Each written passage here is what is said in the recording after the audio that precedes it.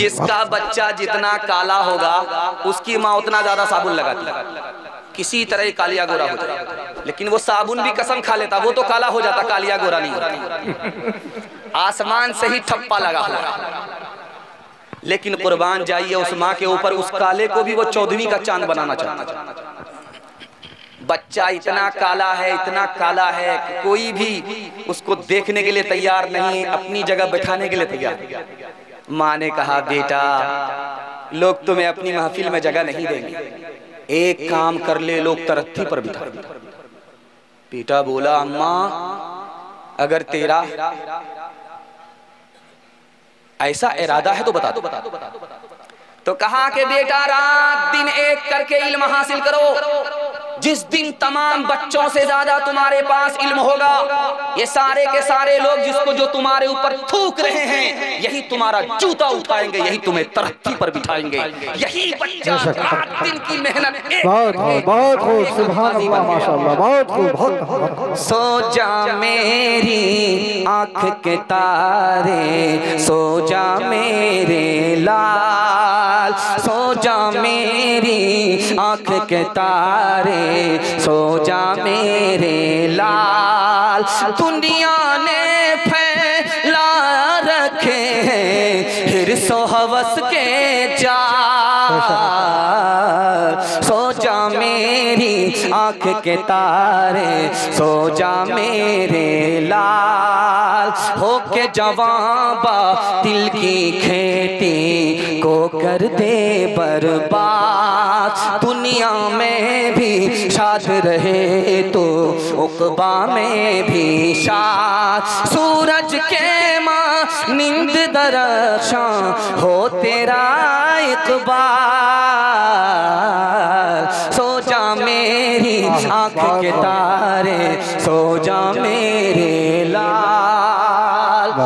भूख फाका करके, पेट पर पत्थर बांध करके, सर पे कफन बांध करके अपने बच्चों के लिए, उसकी तालीम के लिए कुर्बानी देंगे, हाथ उठाइए इंशाअल्लाह। रोते हुए बच्चे को हंसाने के लिए मोबाइल दे देंगे, हाथ उठाइए इंशाअल्लाह। खैर माशाअल्लाह। चौथा पैगाम आपकी खिदमत में रखने के लिए जा रहा है दुनिया और आखिरत के हवाले से, और ये पूरे जलसे का खुलासा है जो मैं आपके सामने रखने के लिए जा रहा हूँ। इतने सारे पैगाम जो मैंने दिए हैं इसी काम के लिए दिए हैं कि आप इसके लिए तैयार हो जाए। सुनने के लिए तैयार हैं? एक बार और हाथ उठा दीजिए इंशाअल्लाह। आपके घर में सोना होगा, सोना जेवर होगा, औरतें पहनती हैं, उसको आप हाथ में ले लीजिए, मसल लीजिए और उसको जमीन पर रख करके इस तरक्की को नाक से लगाइए, बदबू आए। सोना हाथ में लिया, सोना कितना कीमती, उसको हाथ में लेकर के मल करके जब नाक से लगाया बदबू आई। हजरत नानोतवी रहमतुल्लाह अलैह ने कहा कि लोगों सोना कितना बदबूदार है, उसको मल लिया हथेली बदबूदार, उस सोने को तुम जेब के अंदर रखना, दिल के अंदर ना उतरे वरना तुम्हारा दिल बदबूदार होगा। सुभान अल्लाह, माशाअल्लाह। मौलाना अब्दुल बारी नदवी रहमतुल्लाह अलैह इंतकाल कर गए। वो कहते थे कि मुसलमान इतना बड़ा दुनियादार हो गया है कि इनकी दुनिया अगर तुमको देखनी है, इसका पाखाना देख लो, टाइल्स लगा हुआ है, मार्बल लगा हुआ है, बहुत सारी जगह तो एसी लगा, और इनका बावर्ची खाना देखो कितना झकास है। रात दिन सोचता रहता है क्या पकाएंगे, क्या खाएंगे, और उसके बाद जब गोदाम भर गया तो खाली कहाँ करें। पूरी ताकत, खून पसीने की कमाई इस वक्त शीश महल बनाने में मुसलमान सर्फ कर रहा। मकान के पीछे अल्लाह के रसूल ने फरमाया बदतरीन पैसा वो है जो मकान में लगे, वो ऊपर नहीं होता। तिजारत में लगता है पैसा, पैसे को खींचता है, मकान में जाता है, समंदर में जाता है।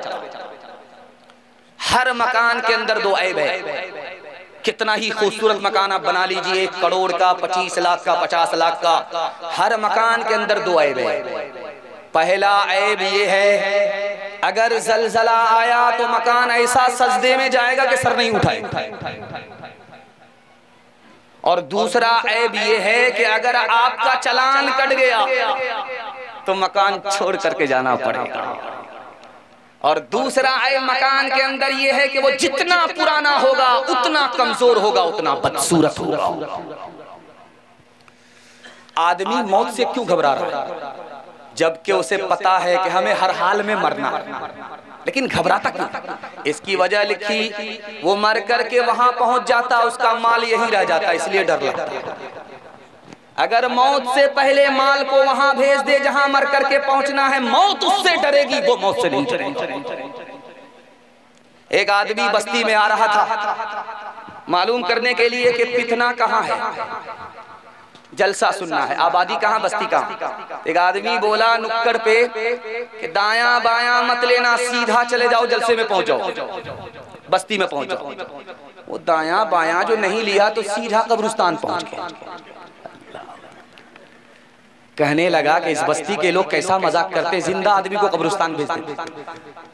वो पलट करके बोला, भाई साहब मैं बस्ती मालूम कर रहा था, तुमने कब्रिस्तान भेज दिया। अरे बेवकूफ, तुम जिसको बस्ती समझ रहे हो वो बस्ती नहीं है, बस्ती तो असल में कब्रिस्तान है। मैंने हर जगह के आदमी को यहाँ आते हुए देखा है, लेकिन यहाँ के आदमी को कहीं यहाँ से कहीं जाते हुए नहीं देखा। असल बस्ती तो इसका नाम है। ओ गाफिल इंसान इंसान, ओ गाफिल इंसान, ओ गाफिल इंसान इंसान, ओ गाफिल इंसान। आँखों से तूने अपनी कितने जनाजे देखे, हाथों से तूने अपने दफनाए कितने मुर्दे। अंजाम से तू अपने, अंजाम से तू अपने क्यों इतना बेखबर है। ओ गाफिल इंसान इंसान, ओ गाफिल इंसान, ओ गाफिल इंसान इंसान, ओ गाफिल इंसान। मखमल पे सोने वाले मिट्टी में सो रहे हैं, शाहों गदा वहाँ पर एक साथ सो रहे हैं। दोनों हुए बराबर, दोनों हुए बराबर, ये मौत का असर है। ओ गाफिल इंसान इंसान, ओ गाफिल इंसान, ओ गाफिल इंसान इंसान, ओ गाफिल इंसान। बड़ा खूबसूरत जलसा तेजी के साथ निकल रहा है। आधा जलसा निकल चुका, आधा जलसा बाकी है। मोहब्बत में आपने सुना हाथी पास हो चुका है, सिर्फ तुम फंसी हुई है। इंशाल्लाह एक झटके में वो भी पास हो जाएगी। इंशाल्लाह जवानी में सोएंगे, बुढ़ापे में जागेंगे। हाथ उठाइए इंशाल्लाह। ये बड़ा खूबसूरत जलसा, अजीम सामईन, चमकती हुई पेशानी, अल्लाह आपके मुकद्दर को चमकाए। आमीन आमीन। खूबसूरत पैगाम आपकी खिदमत पे लेकर के आ रहा हूँ, ध्यान से इसको सुनिएगा।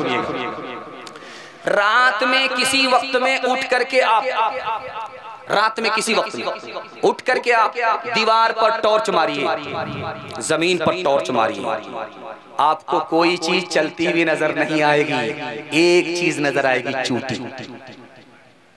रात में आपने उठ करके किसी वक्त में देखा, दीवार पर आपने लाइट मारी, जमीन पर आपने लाइट मारी, कोई चीज हरकत में नहीं है सिवाय चूटी के।